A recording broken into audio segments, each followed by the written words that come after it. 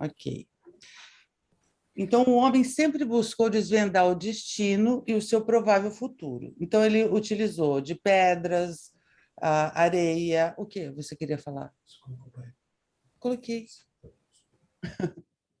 Ele sempre utilizou de pedras, areia, nuvens. Começa de novo, que aquela gravação perdeu. Mas eu estou começando do início. Do inicinho. Então, o homem sempre buscou desvendar o destino e seu provável futuro. Então, ele usou de água, areia, ossos, pedras e através de pitonisas, sacerdotes, magos e bruxas. Dessas artes todas, astrologia, numerologia, quiromancia, xing, tudo isso a gente encontra encontra situações de livros, né, da época. No tarô não tem, a gente não encontra nada em nenhuma civilização antes da Renascença. Então, para o tarô, a história do tarô é muito obscura, né? Ninguém tem muita certeza de onde vem o tarô. A gente se baseia nos registros históricos, né? Porque tem algumas filosofias aí que a gente vai mais para frente, tem algumas coisas muito viajadas, né? Tem alguns devaneios aí que a gente vai ver na sequência. Então, para o tarô, a gente não encontra nada que o relacione a essas antigas civilizações. A origem do tarô é obscura e tem muitas teorias, ok.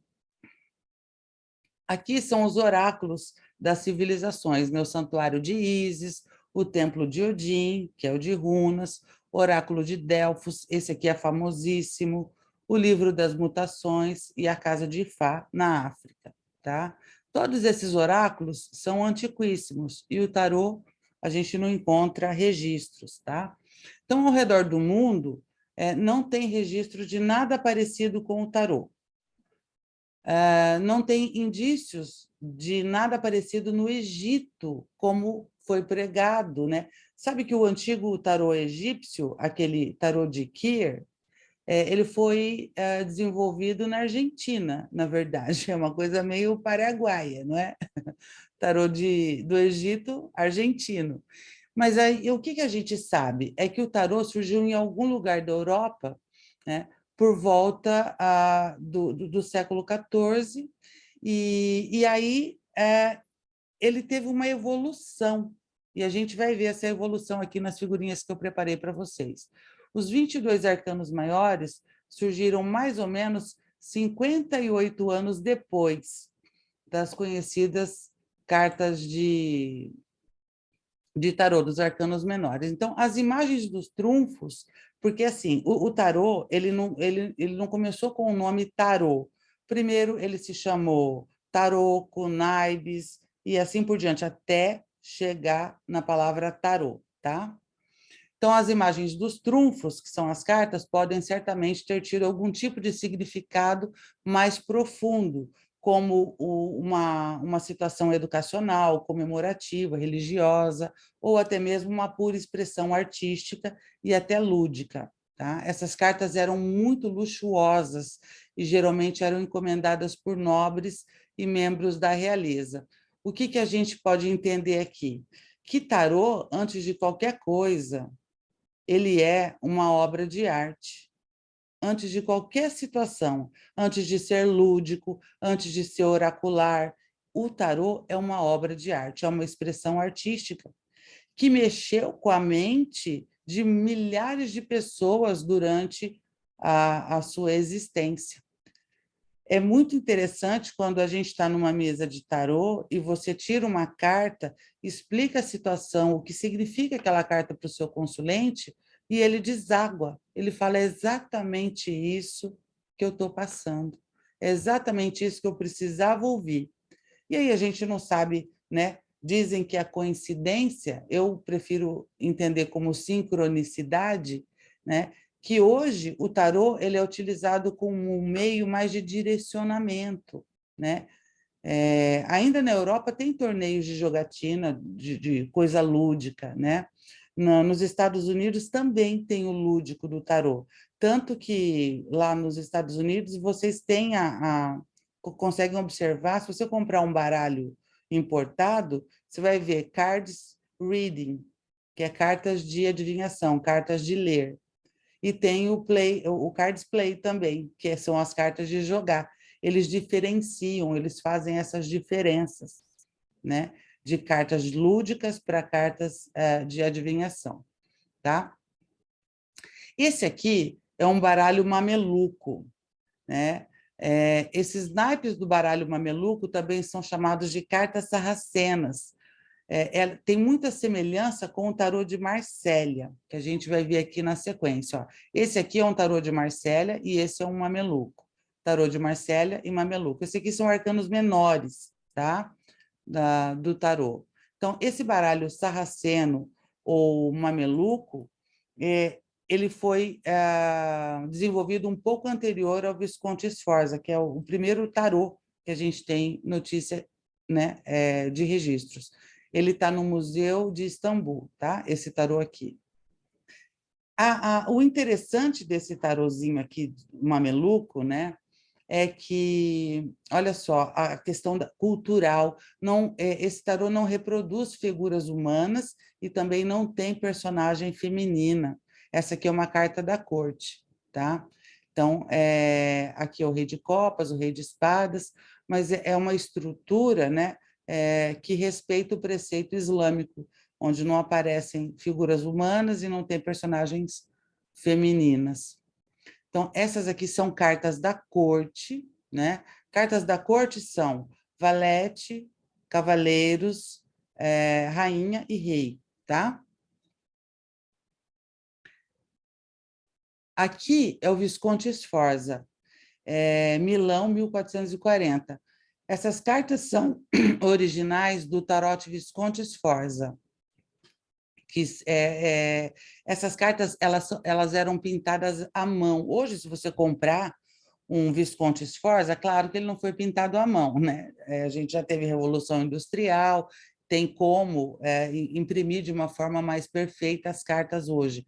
Mas, na época, por isso que é um trabalho artístico, era tudo pintadinho à mão. E por isso também o alto custo de um baralho de tarô.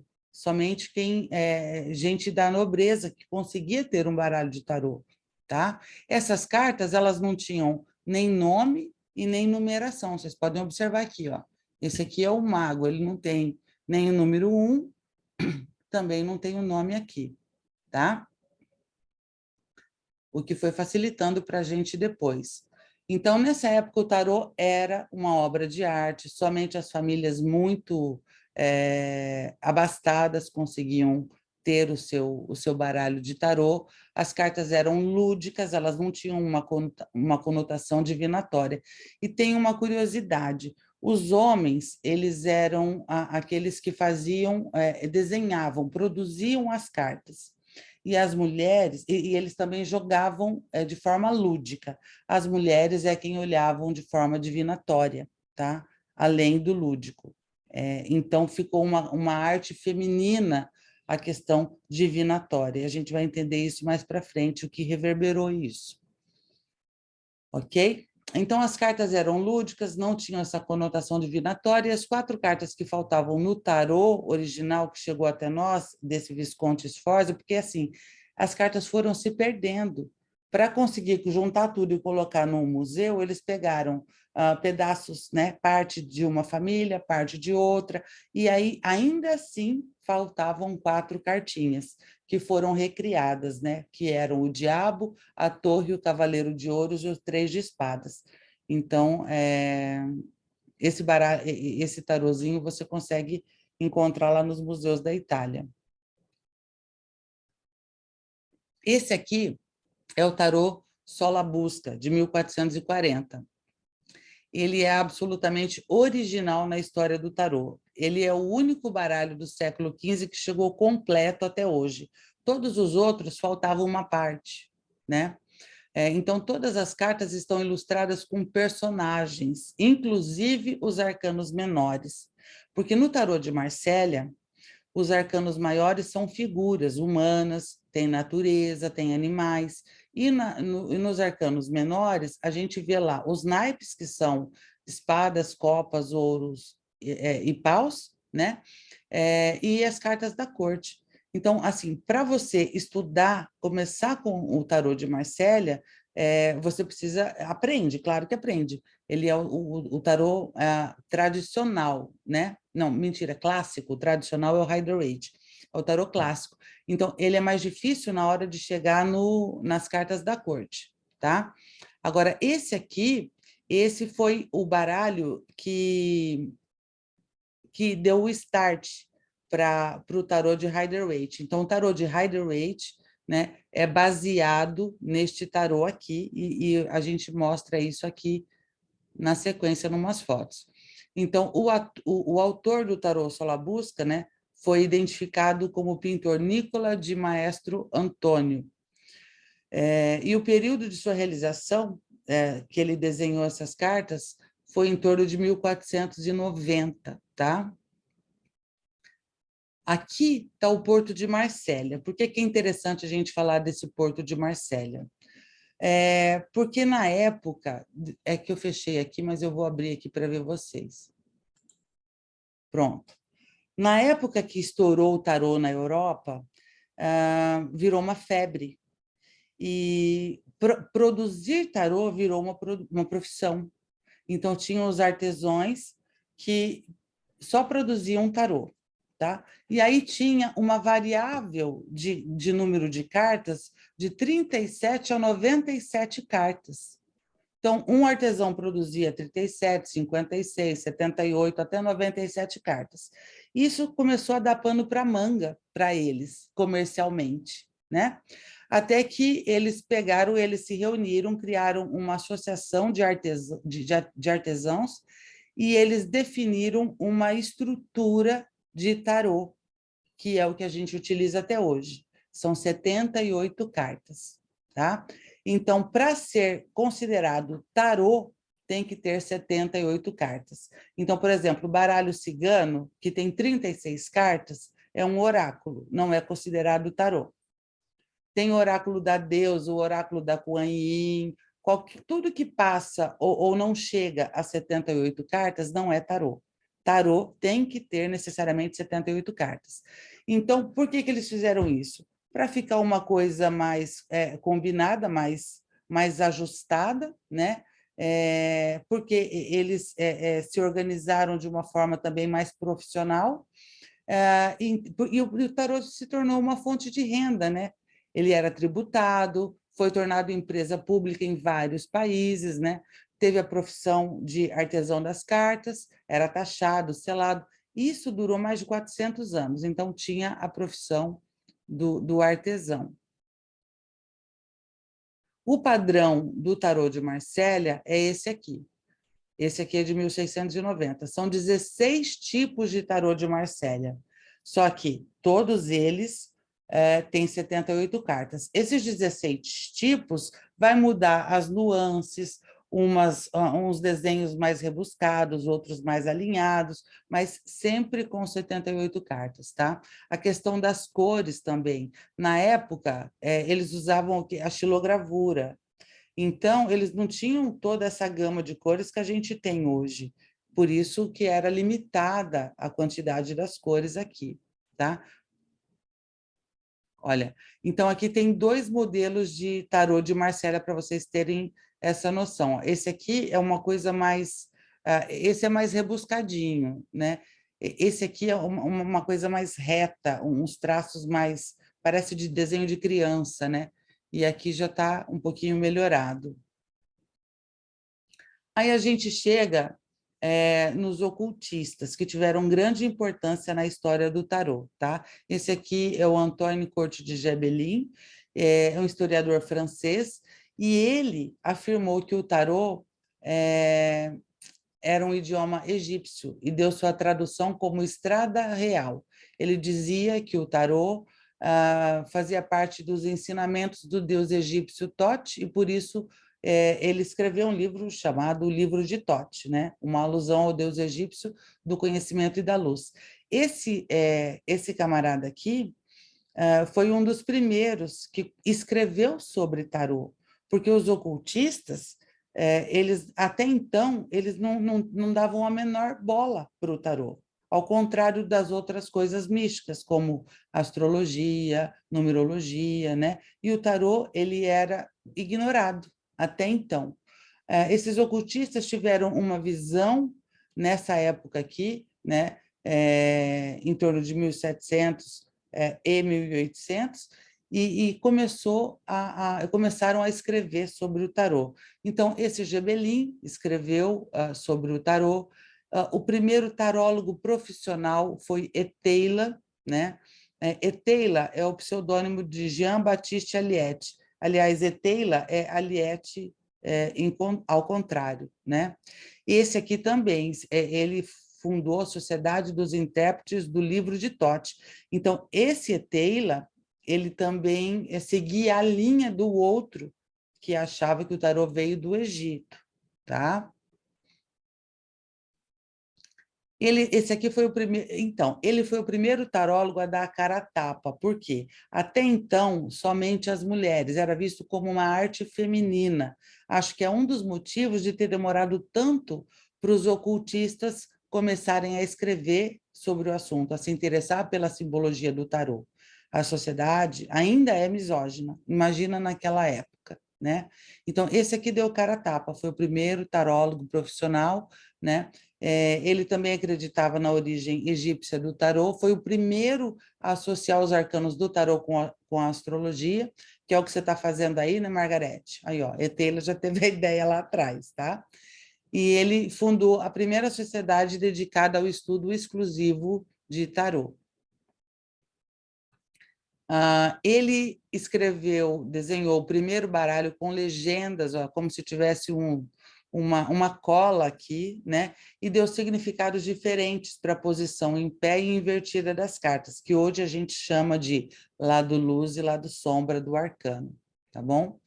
E ele popularizou o tarô como um instrumento oracular contemporâneo. O tarô ele era mais visto e utilizado principalmente pelos homens como de forma lúdica, tá? Então, em 1793, ele publicou um baralho chamado O Grande Eteila. Esse baralho, se você quiser comprar hoje, tem edição dele, é um baralho lindíssimo, tá? Mas aí ele segue a linha do padrão de Marsella. As figuras dos arcanos menores não têm desenhos, humanos também, tá? São só os naipes, tá bem? Estou passando rapidinho aqui, se vocês tiverem pergunta, pode fazer, tá? Esse aqui é o Eliphas Levi, que é o pseudônimo de Alfonso Luiz Constante. Um ocultista inteligentíssimo, um mago francês, escreveu vários livros sobre magia, ocultismo e cabala. Então, ele colocou o tarô no mesmo patamar da astrologia, da numerologia, das outras ciências ocultas. Então, a gente deve muito a esse camarada aqui, tá? Apesar dele ter olhado as coisas por um viés meio diferente, ele atribuiu o tarô aos hebreus e associou o tarô à cabala. Mas a gente fala assim, nossa, hoje a gente sabe que realmente o tarô não veio do Egito, né? Porque teve a pedra, o quê? Roseta, que não tinha nada sobre tarô na interpretação daquilo ali, na tradução daquilo. Então, a gente sabe hoje que o tarô definitivamente não veio do Egito. Mas naquela época eles não tinham o Google, né, gente? Então, cada um fazia o seu melhor, tá? O Eliphas Levi, ele sugeriu a imagem da Lemniscata, que é o símbolo de um oito deitado, o símbolo do infinito, né? Na cabeça do arcano do mago e da força, e também sugeriu as imagens relacionadas à lua para a papisa e para a imperatriz, tá? Um triângulo e um quadrado para o peito da temperança. Tudo isso tem um significado que a gente vai estudar em cada carta. Por quê? Porque é mago, né? É ocultista. Tudo para ele tem um significado especial, tá? E aí chegamos, estou passando rapidinho, tá, gente? Se vocês tiverem, depois eu vou passar para vocês esse PDF, tá bom? Que aí vocês, não é o PDF do PowerPoint, tá? Esse aqui é onde a gente vai chegar. Esse é o Arthur Waite, e essa é a Pamela Smith. Esses são os criadores do baralho que a gente vai estudar. Pelo menos é o que eu recomendo que vocês tenham, tá? Waite era ocultista também, e ele refutou a participação dos ciganos na difusão do tarô pela Europa. Por quê? Muita gente dizia que o tarô tinha sido difundido através do povo cigano, que era um povo que viajava muito, né? E aí ele disse que não tem nada a ver com os ciganos, e que ele afirmava que não tinha evidência da existência das cartas antes do século XIV. Então, o tarô de Rider-Waite, que aí tem a sigla RWS, que hoje, antes era só tarô de Rider-Waite, hoje a gente chama de Waite-Smith, Rider-Waite-Smith, também para colocar o nome da desenhista, que é a Pamela Smith, tá?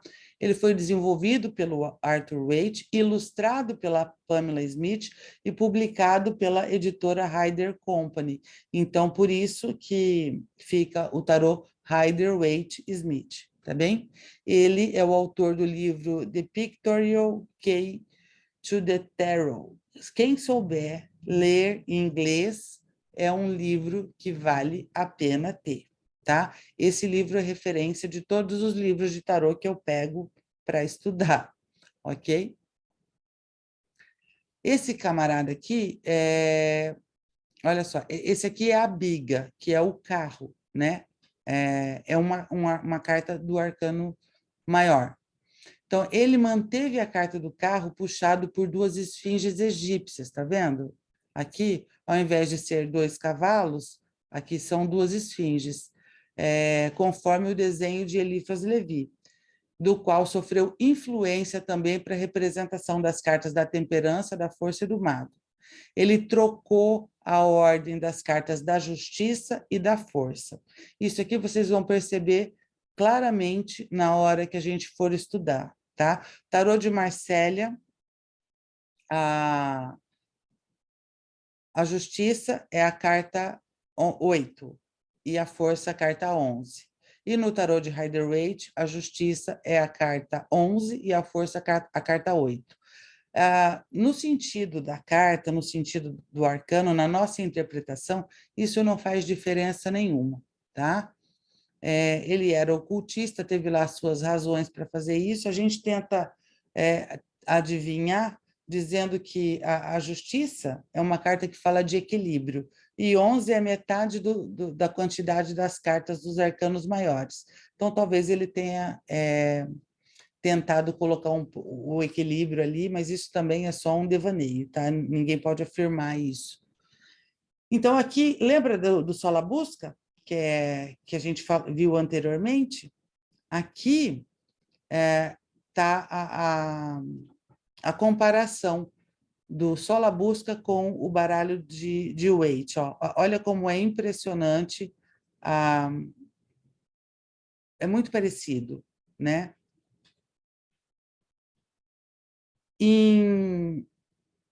Quando a Pamela foi desenvolver esse baralho, em Londres teve uma exposição desse Solabusca e ela foi junto com o Waite para essa exposição. E provavelmente, e obviamente, já que tem toda essa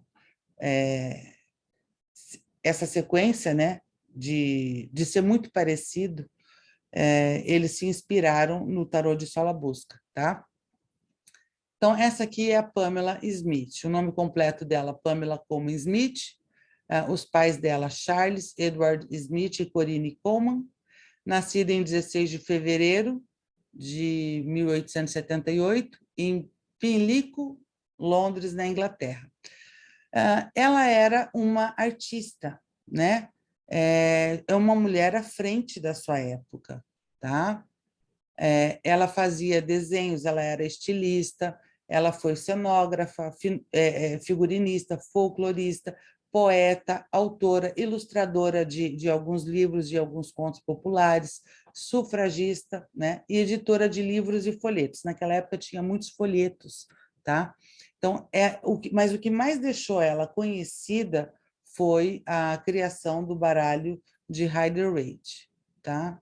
Smith agora, que a gente, depois do centenário, a gente começou a chamar Rider-Waite-Smith. Essa moça, eu fui ler uma biografia dela na Wikipédia e estava assim, não branca, não era branca, não dizia que era negra, que era mulata, né? Estava lá, não branca. Então, era uma moça que ela fazia parte da sociedade dos ocultistas. Olha, para uma mulher, naquela época, fazer parte de uma associação de ocultistas, a menina devia ter bala na agulha, né? Então, tá, eu pulei aqui. Essa é a Pamela, né? É mencionada como coadjuvante secundária da obra que ela própria criou. Em muitos casos, seu nome fica escondido numa mera lista formal de créditos editoriais. Então, pensando nisso, hoje o tarô de Rider-Waite é chamado também de tarô Rider-Waite-Smith ou Smith-Waite. Nada mais justo, né? Esse aqui é um livro que ainda está na minha lista de desejos sobre a vida dela, né? Que o Stuart Kaplan fez um apanhado das obras dela e compilou nesse livro aí maravilhoso. É uma biografia dela com mais de 400 imagens coloridas, com obras dela do balé russo, figurinos, revistas irlandesas, das ilustrações dos livros dela. E o Stuart Kaplan, nessa obra Enciclopédia de Tarô, ele sugere que muitas cartas do Rider-Waite derivam do Solabusca. Ele sugere não, né, gente? Ele, como que é? Ele mostra, escancara, porque, veja bem, esse aqui é o 7 de espadas do Rider-Waite e esse é a cartinha do Solabusca. Olha esse 3 de espadas, como é idêntico, né? Aqui também, ó, o 10 de paus e a rainha de copas. Então, eu coloquei poucas cartas aqui para também não ficar uma infinidade de slides, tá? Mas só para vocês verem que realmente tem razão dele colocar que foi uma adaptação, né, dessas imagens antigas do Solabusca. Essa é a configuração do Rider-Waite, que foi inaugurado, vamos dizer assim, em 1909. Tá? Inclusive, tem na loja simbólica um tarô chamado Rider-Waite 1909, que é como a cópia fiel, né, do baralho como foi lançado na época. Então, tá, aqui tá os 22 arcanos maiores, né? Com essa estrutura aqui. Vocês podem observar que a força está como 8, né? E a justiça está como 11, aqui. Então, o Waite fez essa inversão. A justiça no Marsella é aqui e a força aqui. Aqui eu coloquei para vocês terem uma noção da evolução das cartas de tarô, né? Começa com aquele baralho mameluco, só com os naipes, porque não podia ter figuras humanas nem femininas. Depois o Visconti Sforza aqui, em segundo lugar, que não tem nome, não tem numeração, aí a coisa vai evoluindo, né? Olha, até chegar no Rider-Waite, tá?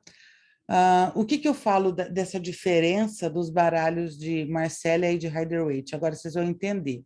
No tarô de Marsella, por exemplo, o 10 de copas são 10 taças colocadas aqui. 8 de copas são 8 taças. 7 de copas são 7 taças. 2 de copas são 2 taças.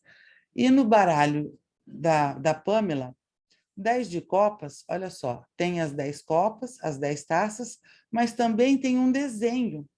Se vocês olharem para esse desenho, o que vocês... Cadê? Eu fiz... Você descompartilhou. Calma lá. Share. Calma lá. Ok. Se vocês olharem para esse desenho, deixa eu colocar lá. Eu quero que vocês me digam o que vocês vão ver. O que vocês veem.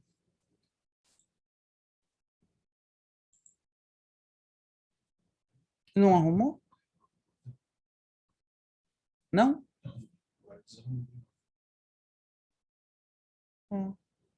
Mas não era para desarrumar. Tá. Vamos lá para o 10 de copas.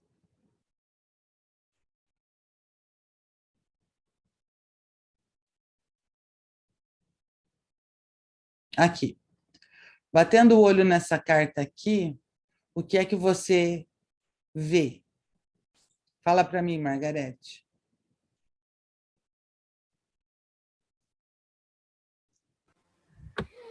Só descreva a carta, não tenta acertar o significado, só a descrição. Estou vendo uma família celebrando, uma família alegre. Exato. Uma família, ó, papai, mamãe, filhinhos, uma casinha, não simboliza prosperidade, simboliza alegria. Essas pessoas estão felizes, né? A gente trabalha arduamente, né?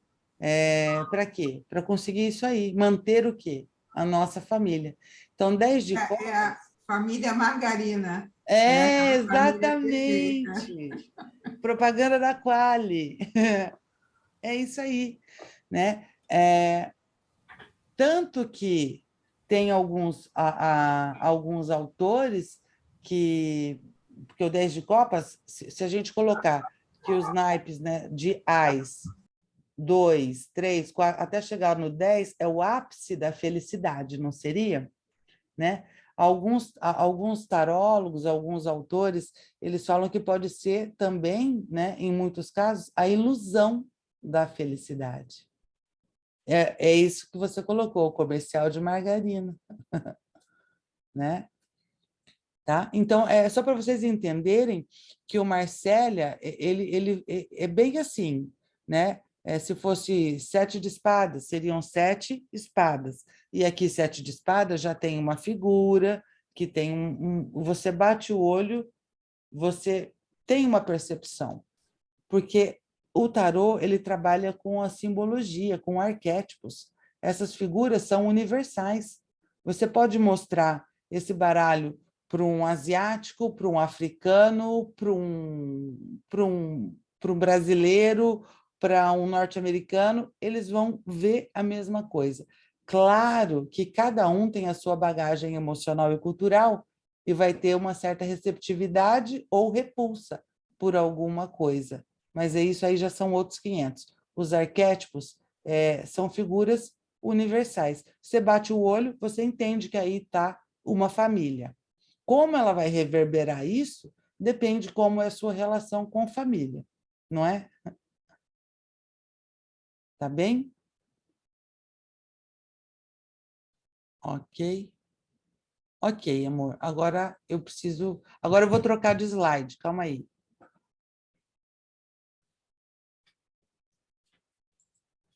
Aqui? É só clicar aqui? Não.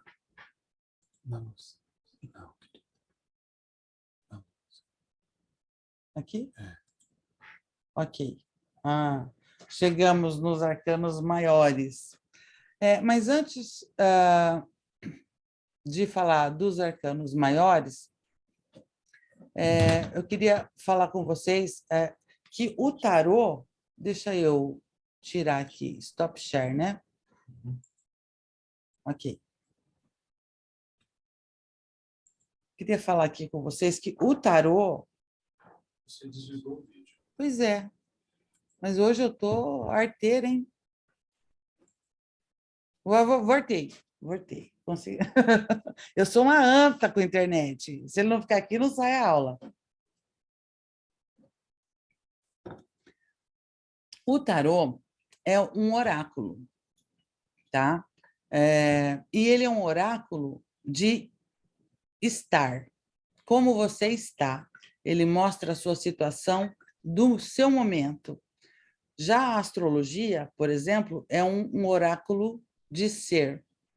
Tanto que você pode presentear um recém-nascido com um mapa astral. Não pode, Margarete, você que estuda astrologia? Por quê? Porque a astrologia ela vê a tendência do início ao fim da vida. Ali tem as tendências, se a pessoa vai casar, as tendências das profissões. Isso não significa que isso vai se concretizar realmente, são tendências. E o tarô, aí ele já vê mais como é que está a coisa hoje, entende? Então, o legal seria se desse para associar um oráculo de ser com um oráculo de estar, seria perfeito, a conjunção perfeita, ok? Tarólogo. Tarólogo é quem analisa, quem faz jogos de tarô, quem analisa, quem atende com o tarô. Tarotista é um estudioso de tarô. Tem muita gente que não joga, que só é fissurado pelas cartas, faz coleção de baralhos, porque, como eu disse antes, o tarô, antes de tudo, é uma obra de arte. E é lindo. Eu espero que vocês não sejam mordidas pelo bichinho do tarô, porque chega num ponto que você não tem mais onde guardar, e você quer mais um, você quer mais um, e você quer mais um. Gente, e o duro é que ainda hoje não é uma coisa barata, não é, gente? Um caderno que você vai lá e paga R$30. Põe um zero aí na frente. Olha lá, tarô dos orixás. Ah, você é do balacobaco, né, bem? Você já está logo... Nada! Não, curioso. Eu quero uma coisa mais brasileira, sabe? Eu tenho aqui um tarô também dos orixás, mas é diferente aí dos seus. Você vê? A mesma expressão, tarô dos orixás, quanta diferença. A última contagem que eu vi um vídeo, que eu acho que já está bem defasado, faz uns 3 anos, o cara falou que ele já tinha contado mais de 1.900 modelos de tarô. E isso já deve ter subido, já deve ter aumentado, porque a cada mês que eu olho lá na Simbólica tem novidade, né? Hoje tem até o tarô do chá. Você abre, tem a indicação da erva, mitológico também. mitológica, maravilhoso.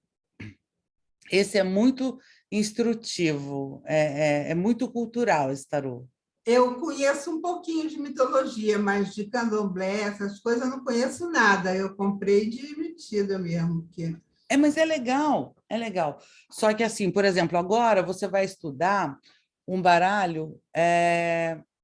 O tarô de Marsella, ele é o clássico. Você vai estudar um baralho moderno, né? Que é o Rider-Waite. Então, dentro do Rider-Waite, tem uma infinidade de baralhos que é feito a partir dele. Então, são baralhos que você bate o olho, você já estudou o significado, te remete à coisa. Então, fica fácil. Porque, por exemplo, mesmo que eu saiba toda a estrutura das cartas, se eu pego um tarô desse dos orixás, eu não conheço as figuras, se não tiver nome, os nomes são diferentes, não vou conseguir, vou precisar estudar para poder ler, entende? Então, os tarôs clássicos, eles contêm a simbologia similar ao tarô de Marsella. Então, se você gosta, tem um tchan pelos baralhos de Marsella, aí você pode seguir a linha, porque também tem uma infinidade de baralhos que seguem essa linha. E os modernos são baseados no Rider-Waite. Aí vem os surrealistas, ou os de fantasia, que é tipo esse mitológico, tem os transculturais. Eu acho que esse aí se encaixam mais nos transculturais, dos orixás e o mitológico, né?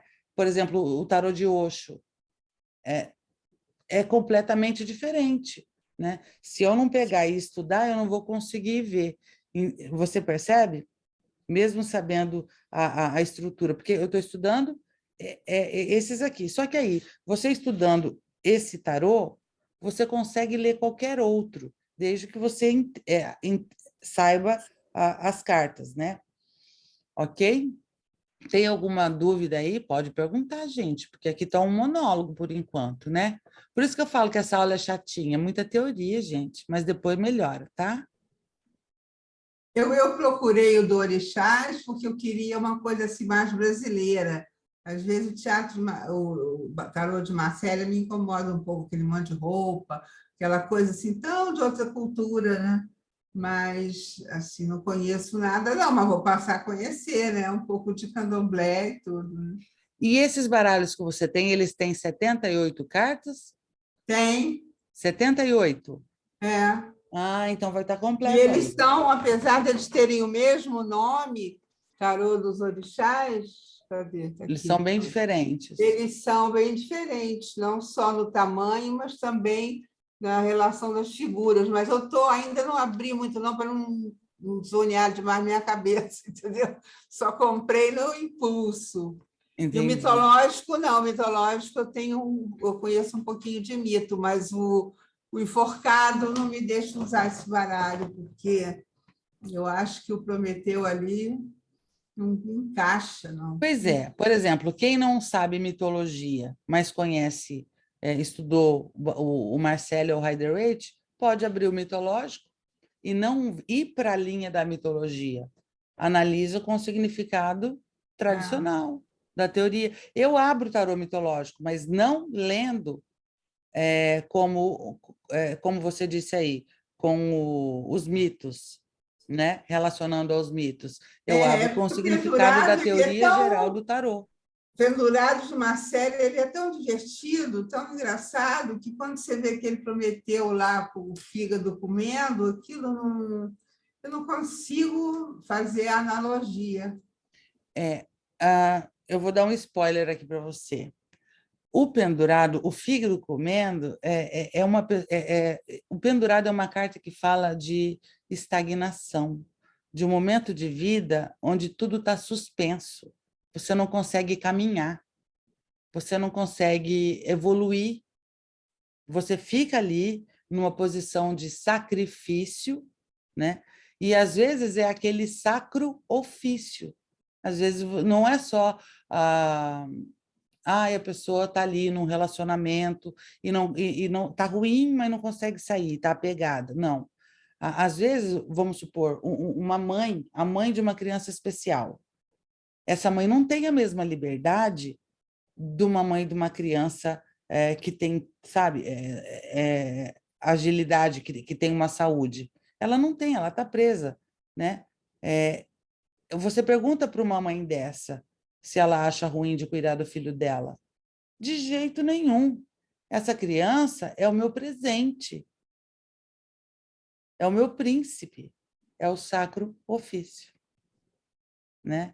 Então, ela se sacrifica. Muitas param de trabalhar para dar uma atenção especial para essa criança. Muitas perdem o marido, o companheiro, é natural, né? Não é legal, mas é natural, porque elas precisam se dedicar, né? Então, elas ficam ali, né? Nessa posição de pendurado.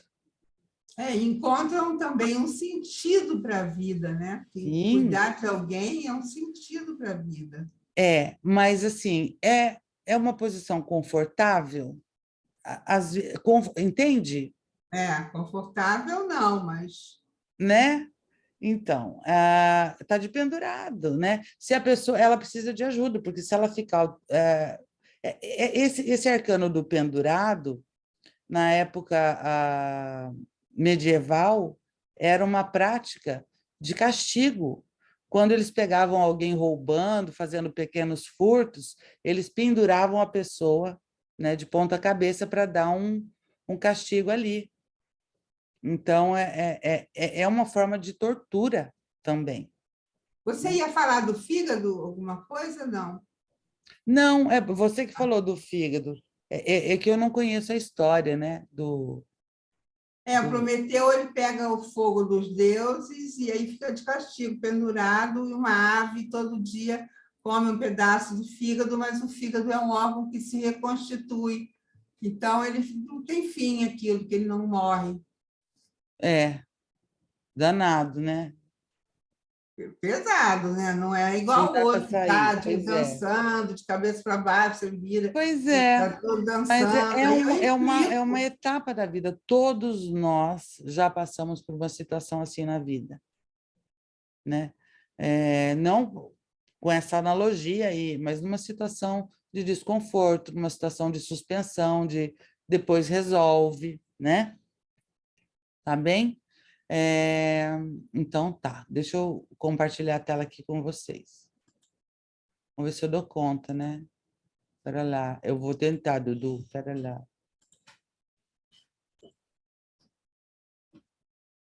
Chefe. Aí. Viu? Ganhei uma estrelinha. Então, assim, para começar a nossa conversa com o tarô, a gente tem que entender que não existe carta boa ou carta ruim. Isso é primordial. Todas as cartas vão ter o lado luz e o lado sombra. Em alguns livros, vocês vão ver essa diferença de nomenclatura, que é a mesma coisa. Pode anotar aí se quiser. Lado luz e lado sombra, arcano bem aspectado e mal aspectado, sentido positivo e sentido negativo, é tudo a mesma coisa. E às vezes eu vou falar uma coisa, às vezes eu vou falar outra, para vocês lembrarem e entenderem que significa tudo a mesma coisa. Personalidade normal do arcano, personalidade alterada. Equilíbrio, desequilíbrio também. Isso, exatamente. Então, não tem carta completamente boa ou completamente ruim, porque o que pode ser bom no amor é péssimo para dinheiro, entende? E vice-versa. Então, todas as cartas têm seu lado positivo e negativo, seu lado luz e seu lado sombra, tá? Primeira coisa que a gente tem que entender. Aqui tá, eu coloquei para vocês uma figura dos arcanos maiores. Todas as vezes que a gente for ter aula, eu queria que vocês fizessem essa mesa, deixasse do lado do seu computador, do seu celular, onde for que você estiver assistindo, porque a gente vai passar o olho. Estudar tarô é muito visual, tá? É legal você...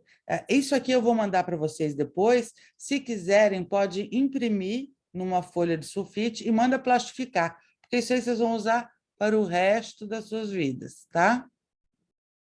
Então, aqui, ó, o louco, que é o arcano que oscila, né? Ele tanto pode ser o 0 quanto pode ser o 22. Então, vamos lá. Arcanos maiores ou trunfos. O tarô, ele é composto ele é dividido e composto por duas situações, né? Dois blocos. São 22 cartas que formam os arcanos maiores e 56 cartas que formam os arcanos menores. Nesse curso que a gente está fazendo, nós vamos ver os 22 arcanos maiores. Eles também são chamados de arcanos principais, tá? Você pode fazer uma jogada só com os arcanos maiores. Tem tarólogos que fazem lindas jogadas, que atendem lindamente somente com os arcanos maiores. Sai jogo, só com os arcanos maiores, tá? Mas você não consegue abrir um jogo somente com os arcanos menores. Você pode utilizar os dois juntos, simultaneamente, mas só os menores não. Por isso que eles também são chamados de arcanos auxiliares, tá? Então, os arcanos maiores, que são esses 22 que vocês vão estudar, são 22 cartas, né? Elas representam os acontecimentos e as situações da nossa vida. Conforme a gente vai estudando, vai vindo à mente de vocês situações da vida de vocês e vocês vão pensar, poxa vida, em tal situação eu estava de pendurado, eu estava de eremita, eu estava sacerdotisa. A gente vai se percebendo assim, tá? Então, as cartas podem ter vários significados.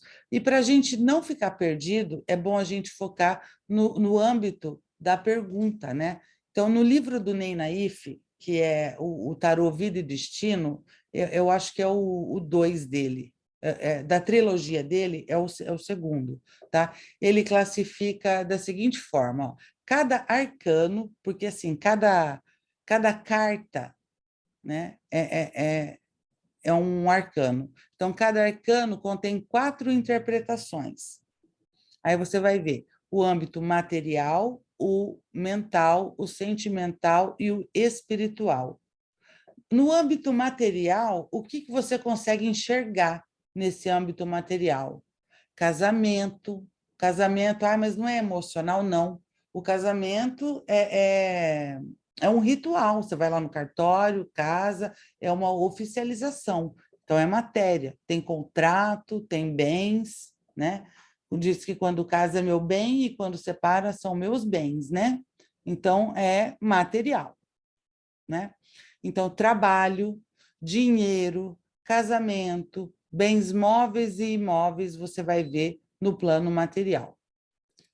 No plano mental, ali a gente enxerga os pensamentos, os planos, o relacionamento, a fala, a expressão. Por exemplo, se eu quero ver o que o José pensa de mim, eu vou ver o quê? O plano mental dele, que a gente estuda cada plano, tá? Porque senão fica uma coisa muito sem nexo. É como uma conversa com uma pessoa muito aluada. Você pergunta que oração, ela fala, eu quero sim, bolinho de chuva, obrigada. Não tem sentido. Tá? Por isso, a gente precisa entender que tarô é raciocínio. Cada situação é uma situação, cada pessoa é uma pessoa, e não tem nada pronto. Oscila, às vezes, a mesma carta para 2 pessoas do mesmo sexo, da mesma idade, vai ter significado diferente, porque uma é casada e outra é solteira. Uma tem 15 anos e a outra tem 70 anos. Uma está começando a carreira e a outra está aposentando. Tem significados diferentes, tá bom? No aspecto sentimental, a gente vê o sentimento, as emoções, o desejo, a alma, o interior da pessoa. E no espiritual, a filosofia de vida que essa pessoa segue, né? A transcendência, enfim, como é que está fazendo, se está se sentindo conectado ou não. Então, com os arcanos menores, é diferente. Cada arcano só tem uma interpretação. Aí não tem essa divisão, material, mental, sentimental, espiritual. Só tem uma única interpretação, mas a gente vai focar nos maiores, que é o que a gente vai ver aqui, tá?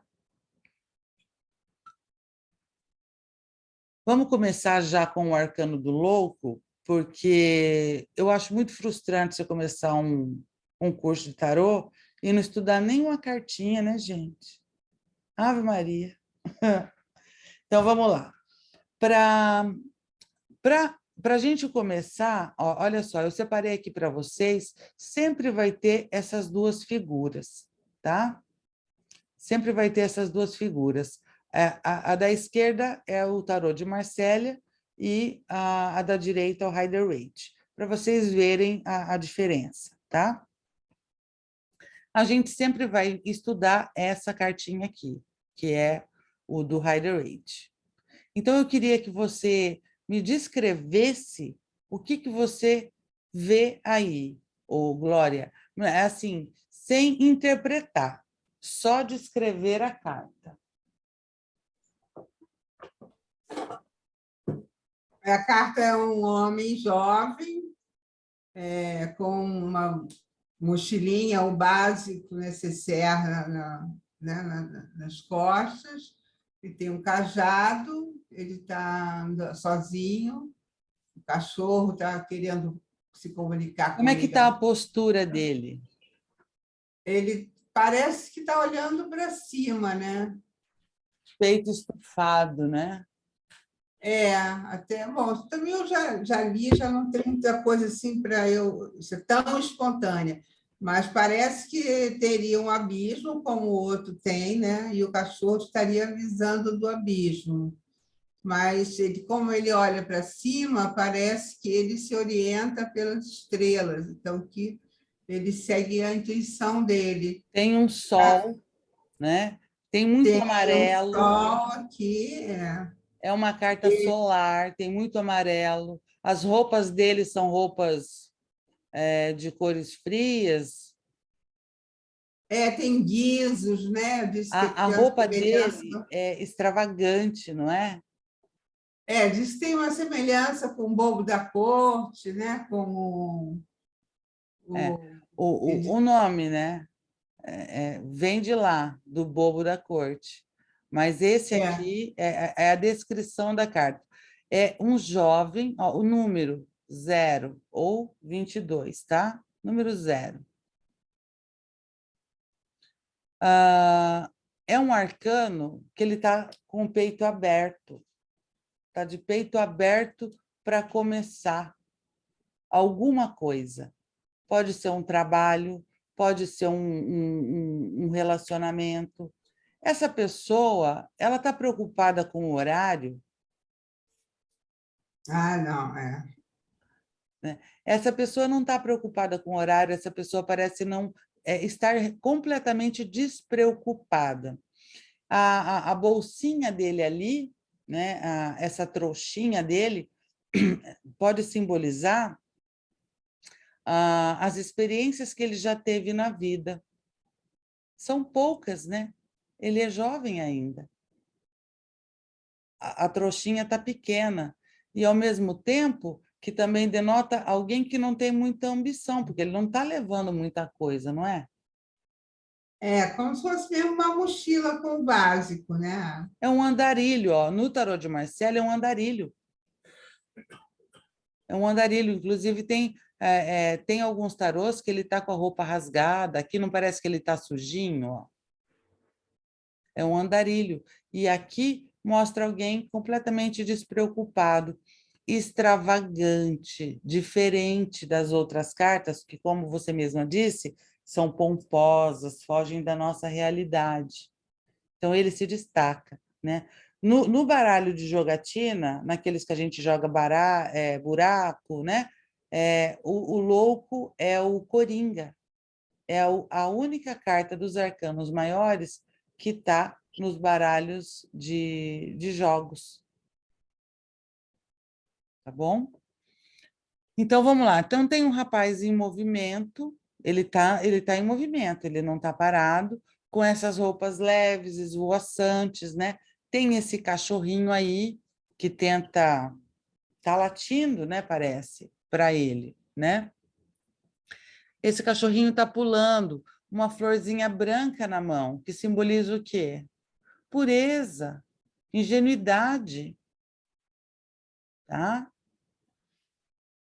O penhasco, gente, o símbolo desse penhasco é o salto para o desconhecido. Quando a gente inicia um projeto, um novo trabalho, ou você vai empreender alguma coisa, né? Começa uma relação, não tem nada que te garanta que isso vai dar certo. Não tem garantias. É um penhasco. Ou você arrisca ou você não petisca, né? Vamos ver aqui um pouquinho mais. A personalidade normal desse arcano, o lado luz dele. É um arcano livre. Ele fala primeiramente de liberdade. Eu já vou colocar vocês para começarem a raciocinar um pouquinho sobre tarô, tá? Então, vamos supor que eu tenho uma cliente e ela pergunta assim, fulano está afim de um compromisso sério comigo? Sai o louco. Não. Querida, ele quer uma aventura, ele quer uma saída, uma rapidinha, ele quer ir numa festa, numa balada com você, mas compromisso sério, meu bem, não é com louco, não, que você vai ter. É meio Né? adolescente, assim, ele parece meio adolescente. Mas hoje em dia tem muito cinquentão de louco aí, que não quer nada com nada, tá? Então, vamos lá. Independente. E esse independente independe de ter ou não dinheiro, porque na situação financeira, muitas vezes o louco é um quebrado, né? Então, assim, esse independente significa que ele não gosta de depender de ninguém. Ele faz as coisas pela cabeça dele. Não gosta de regras, não gosta de horários. É uma pessoa boa para você contratar para ficar no escritório das 8 da manhã às 6 da tarde. Vou contratar um funcionário, vamos ver a personalidade dele. Louco, não, cara, esse cara aqui, ele é bom para trabalhar no quiosque da praia, não no almoxarifado, preso. Esse camarada aqui é alguém que vai empreender, é aquele cara que vive de bico, que faz freelance, né? É aquele cara que não tem a carteira assinada, ou é alguém que está de férias, não parece roupa de férias? De gente que está na praia, né? Tinha, aí eu não vou me lembrar do nome, tinha um seriado, quando eu era pequena, que o povo viajava e chegava na Ilha da Fantasia, né? E as pessoas chegavam, sempre tinha aquelas camisetas estampadas, que minha avó falava que era camiseta de sanfoneiro de zona. Eu falava, vovó, mas você já foi na zona para saber se o sanfoneiro usa essas roupas assim, né? Então, assim, tudo muito, sabe, excêntrico, não é uma coisa formal. Está de férias. Quem está de férias, minha filha, é uma camiseta, é um floral, uma havaiana, e vamos aí, não é? Aberto ao inesperado. Ele está aberto. Esse aí é um amigo que você pode falar, ô, vamos comigo ali na cidade do lado, que eu preciso passar ali no cartão. Porra, vamos aí. Né? Ele não tem Selvagem. medo, né? Não tem nenhum Não, sinal. ele se arrisca. Ele se arrisca. É selvagem, é puro, é curioso. Até por conta da pouca idade. E essa pouca idade, gente, nada tem a ver com a idade cronológica da pessoa, tá? Porque, como eu já disse, tem 50 aí, louco. E, assim, eu vou ser bem suave, porque eu acabei de fazer um curso com uma professora que fez um detox em mim, né? Porque eu até reformulei algumas coisas aqui, porque para vocês gravarem, eu colocava assim, irresponsável, negligente. Aí eu falei, não, vamos melhorar isso. Imprudente. Mas pode ser o irresponsável, o negligente, mas vamos falar a palavrinha limpa, imprudente, né? Aquela pessoa que não se cuida muito, despreocupado. É alguém que você fala, fulano, eu preciso de você aqui em 10 minutos. Ah, não é ele que você vai chamar. Não é. Brincalhão, amoral, sonhador, irracional. É uma pessoa gostosa de ficar perto? Uma delícia. Ótimo, é. Para companhia, para amizade, né? Uma delícia.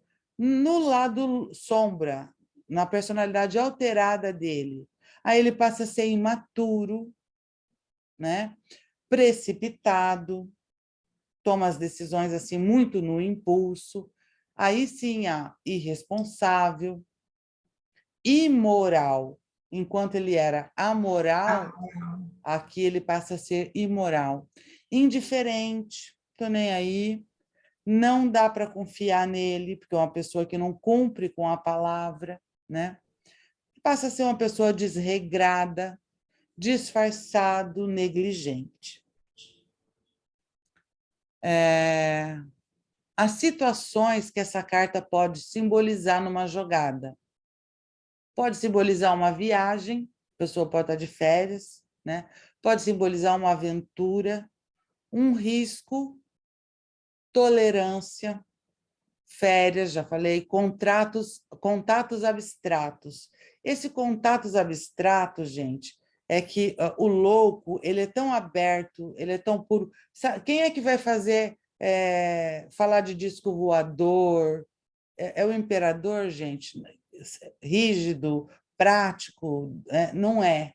É o louco. Se você quiser conversar sobre ET, OVNI, é com o louco que você vai conversar, não é com o imperador. Ele é muito intuitivo, só que não planeja nada, tá? Pode simbolizar uma carta de fuga ou de liberdade. Por exemplo, vou colocar aqui, tá uma relação de um casamento capenga E no mental do marido sai o louco. A pessoa, ela está querendo, ó,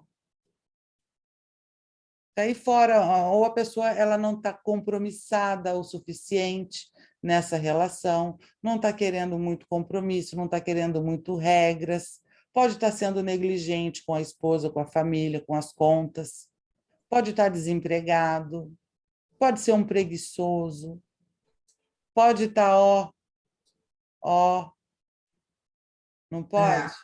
Também. Pode, tudo isso, tá? As profissões.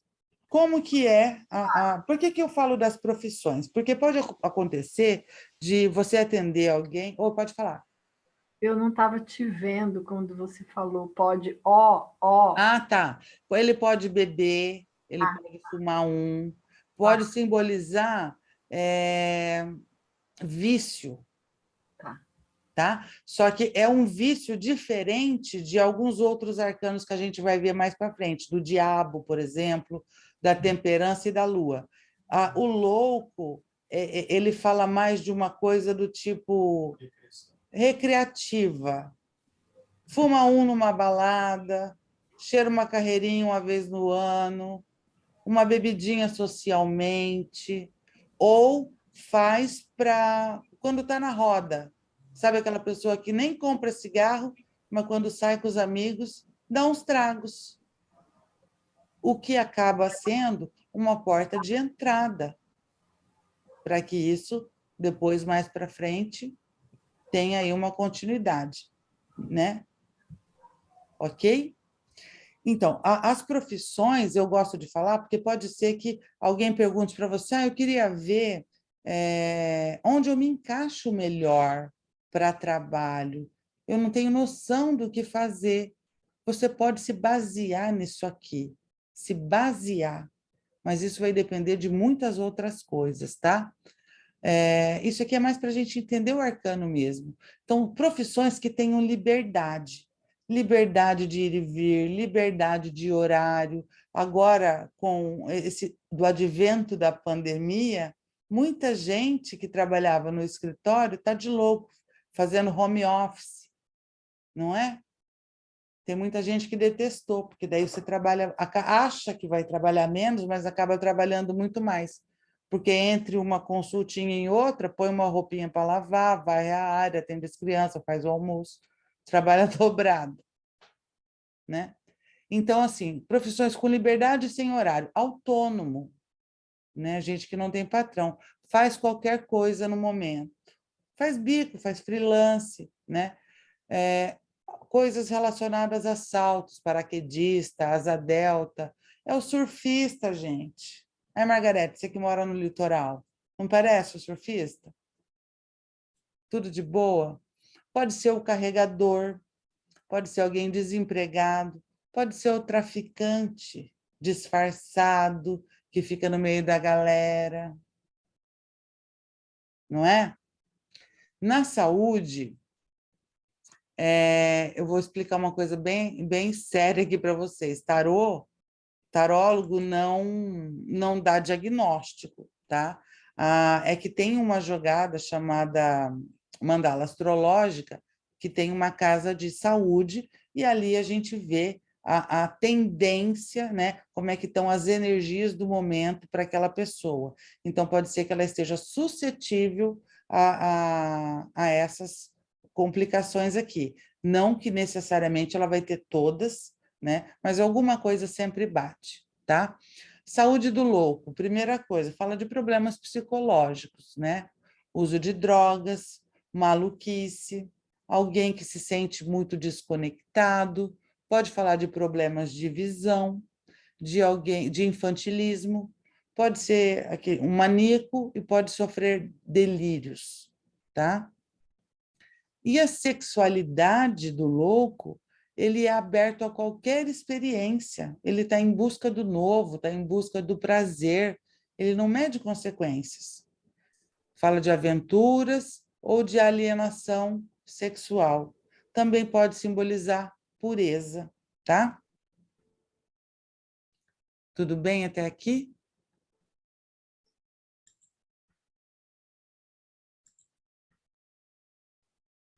ok?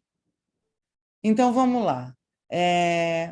O louco é um arcano que ele simboliza algumas situações que a pessoa ou está... Às vezes ela está empregada, mas ela não está afim daquele emprego. Já está saturada. Ela está pensando em pedir demissão. Pode sair a carta do louco, né? Ou também pode simbolizar alguém que está desempregado e que está procurando alguma coisa, que no momento está fazendo um bico, está se virando, é freela, autônomo, né? Eu sou autônoma, então a carta do louco poderia se encaixar aqui, né? Porque realmente é louco, né, o tal do autônomo. Louco, de pedra, doidinho. Porque você começa o mês com N boletos para pagar R$ 0 na conta e fé no pé, né? Mas são pessoas que na verdade, têm uma sensação de que eu posso, eu consigo. Porque, vamos supor, se eu falar para minha filha, vamos lá, vem trabalhar como autônoma, o ganho é ilimitado. Aí ela fala assim, é ilimitado, mas também pode ser nulo. Não, eu prefiro o meu fixo aqui pingando do que... Eu não dou conta de saber que eu só vou ganhar aquilo ali e pronto, acabou. Porque eu quero sempre, sabe, superar o meu limite. Às vezes, claro que a gente dá com os burros na água, porque depende de terceiros, né?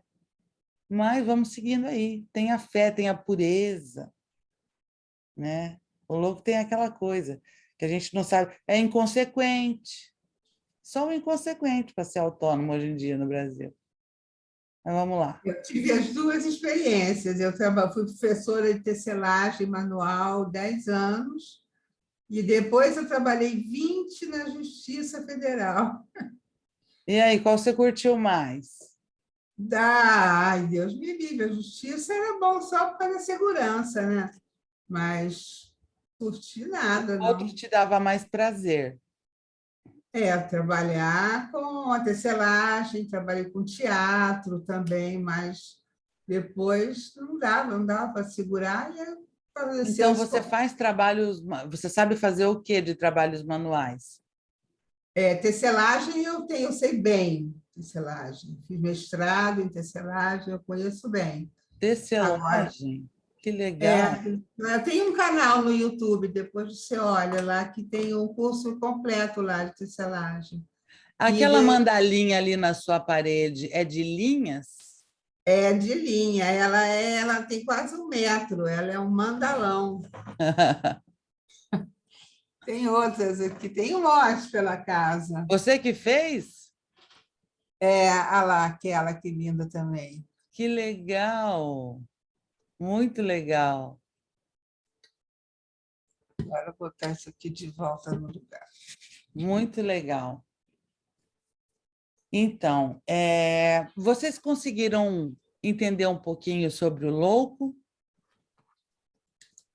Se por acaso essa carta sai como um conselho, se você tira essa carta para orientar alguém, aí você vai no que a carta fala. Qual que é o conselho do louco? Eu ia perguntar isso, você adivinhou meu pensamento, mas eu achei que era cedo ainda para falar em Não, conselho. nunca. E se for cedo, eu te aviso. Pergunta. Não Eu pode estava com pergunta, esse não. pensamento na cabeça agora, assim. Conselho do louco. Se joga. Está na hora de relaxar, de desestressar.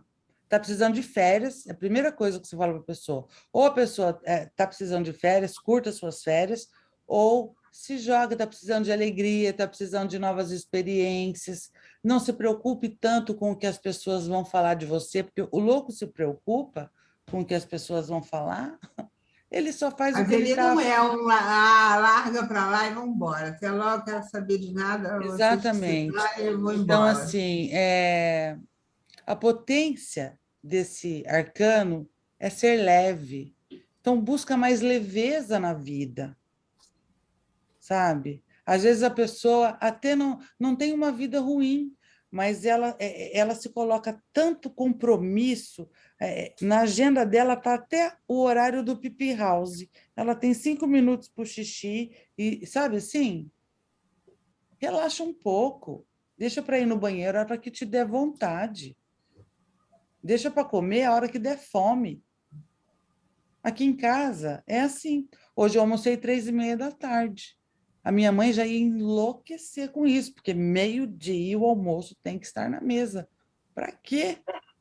Se eu não estou com fome? Ele é bem hippie, né? Ele é bem hippie, o louco. Eu vejo ele bem hippie. É. Então, quando... agora, o aspecto negativo dele, quando ele está no lado sombra, ele fica sem foco. Ele não se concentra em nada. Precipitado demais. Ele pode se perder na trajetória das coisas que ele se coloca, porque não tem um rumo, não tem uma bússola. Ele não prevê os riscos. É alguém que faz as coisas na louca. Já ouviram essa expressão? Deu a louca, né?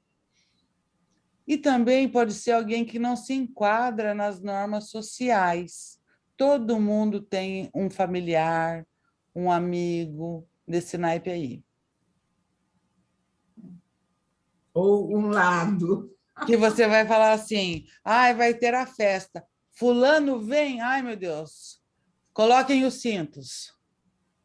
Porque é uma pessoa que ela vai falar as coisas sem pensar se vai magoar o outro, aquela tia Carola, né? Vai perguntar se a sobrinha de 15 anos ainda é virgem, na frente da avó, constranger, mas às vezes ou é por imprudência, né?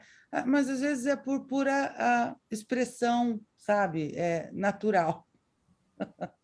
E acaba, às vezes, animando a festa. Anima. Mas uma ou outra pessoa sempre fica numa saia justa, né? Do lado do louco. Anima demais. Uma festa tem que ter um louco, um diabo, e sempre tem que ter uma imperatriz, que é aquela mulher que chega e pá, abafa, balabangu, né? Sempre tem que ter. Se não tiver louco, diabo e imperatriz, nem abre a tenda. Para que festa? Tem que ter alegria. O louco é um arcano que simboliza a alegria. Tá? Então, quando você for tirar uma carta de conselho, né? Um conselho, você vai ver exatamente seguir o que o arcano te passa. O louco te passa leveza, né? Cuca fresca. Então, tenha mais cuca fresca. Não se preocupe tanto, se solta um pouco mais, né? Então, aí, esse é o conselho. Agora, se você abre o louco para uma cartinha que você tira matinal, carta do dia, o louco, aí não é um conselho, é como será o seu dia. Vixe, pode ser que você esqueça alguma coisa, você vai no mercado comprar sabão, traz alface e vai ter que voltar depois, mas também tudo bem, você não vai se preocupar com isso. Pode ser que você perca o horário, pode ser que você tire o dia para ir para a praia, para visitar um amigo, para tirar um cochilo, para assistir Netflix. Pode ser que você corra riscos, de alguma forma. Tem os riscos perigosos e tem os riscos que podem chegar a nos dar alegria, né? Também. Se fosse um adolescente, né? Eu ia falar assim, um amigo vai te oferecer um beck aí hoje. Aí você tem que ficar ligado aí. Entende? É a oportunidade daquele goró, uma amiga chama para tomar uma cerveja no fim do dia, e por aí vai. Saiu o louco para a sua carta do dia, não vai ser um dia que você vai conseguir se concentrar muito. Se você pudesse programar, porque às vezes tem gente que tem que seguir um roteiro e não tem como se programar. Mas se eu, por exemplo, eu posso me programar. Eu tiro a carta do louco, Se eu não tiver muitos clientes, eu nem agendo mais para aquele dia. Eu tiro o dia para mim, porque eu sei que a coisa não vai fluir. Leitura, preparar a aula, nem pode esquecer, porque uma coisa que eu faria em 15 minutos concentrado, eu vou ficar com a bunda achatada, tipo Bob Esponja, 4 horas aqui e a coisa não vai fluir, né? Então, assim, cada arcano que a gente for vendo, a gente vai ver todas essas situações. E eu vou colocando vocês para também começarem a pensar como que é o louco dirigindo, como que é o louco no mercado. Como que é o louco no mercado? Ele leva a lista? Sem lista, sem organização, esquece a metade. Ele nem sabia que ele ia no mercado, né? Ele está passando, ele lembrou que ele quer alguma coisa. Nem se programou para ir. Se bobear, é aquele que esquece o cartão,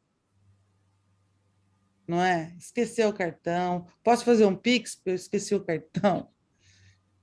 Tá bem? Então, na próxima aula, a gente vai ver 3 arcanos, e aí a gente tira um tempinho para fazer esses raciocínios, porque isso é que vai fazer você entender o que é o tarô, tá? Podem também começar a criar o hábito de tirar uma carta do dia para vocês, né? Tá certo que agora a gente só estudou uma carta, mas daqui um mês a gente já vai ter visto algumas, né? Eu vou mandar para vocês o PDF dessa aula, tá? Lá no grupo, e na sequência o Eduardo também já vai baixar essa aula e vai colocar no YouTube, no privado, e manda o link. Se você quiser rever, anotar, é bom que dá até para ver acelerado lá no YouTube, né? Eu gosto de assistir tudo acelerado. Não, é bom que eu até estou anotando, mas não precisa anotar, porque depois anota com calma, né, quando assiste a segunda vez, né? Tem vários vídeos seus que eu já sei até o que você vai falar depois. Que eu já Que legal! um monte de vezes. Que bom! Coloca para ouvir, vai fazendo alguma coisa e pronto. E essa sua companheira aí? Essa aqui é a gata, deve estar querendo comida. Já tá te rondando. Então tá, gente, bom domingo para vocês. Eu espero que vocês tenham gostado, né? Gostei muito, já tinha gostado, que eu já conhecia você do YouTube bastante. Que legal. Então, De tudo. quinta-feira. Eu não entendi um negócio que você, quando está fazendo a live, você fala, tem alguma pergunta? Quem está aí? Hoje eu fiz tarde, eu não sei o quê. Você tem algum dia certo para fazer a live no Não, é YouTube? porque aquela live eu fazia, não era data e hora certinha. Eu fazia quando dava. Você fazia, né? Aqui é curso, né? E aqui nós temos data e hora, certinha. Quinta-feira, às 9 da noite. Não, aqui eu sei, mas eu digo lá no YouTube, porque você às vezes fala, agora vamos para a aula, fazer exercício Não, e é tal. porque assim, aquela live é gratuita para todo mundo, né? Aí, para dar as dicas, pulo do gato, fazer esse raciocínio, aí eu fazia só com os alunos, exemplos de tiragens, né? Eu entendi, mas você não está fazendo mais, então. Como assim não estou A fazendo? live no YouTube. Não, ainda faltam 2 arcanos lá, né? Menina, eu não tô, o meu dia está ficando curto. Eu não sei se eu estou ficando velha, porque quando eu era criança, o meu dia era tão longo. Meu dia era longo, demorava a passar. Agora está faltando dia para as coisas que eu tenho que fazer. Um amigo meu que sumiu um dia na semana dele. Ele falava, terça-feira, não sei o que eu fiz. Sumiu um dia da minha Fio vida. do mapa. Então tá. Eu perguntei porque se tivesse ao vivo, aí que às vezes você fala, tem alguma coisa a perguntar? Se algum dia eu for fazer alguma live, que às vezes eu faço com o Eduardo de tiragem, eu sempre aviso nos grupos, Tá ótimo. tá? Então, assim, a sua bússola é o nosso grupo, tá? E durante a semana, se tiver alguma dúvida, quiser perguntar, comentar alguma coisa, usa o grupo, tá? Ótimo. Então, lá eu coloco agora o link da gravação e o PDF da aula, e é isso. Então, aí, quinta-feira, às 9 horas, a gente teremos a próxima aula, tá bom? Ótimo, obrigada. Nada, Adorei, até tchau, lá. prazer. Beijo. Até. Boa semana. Tchau. Tchau.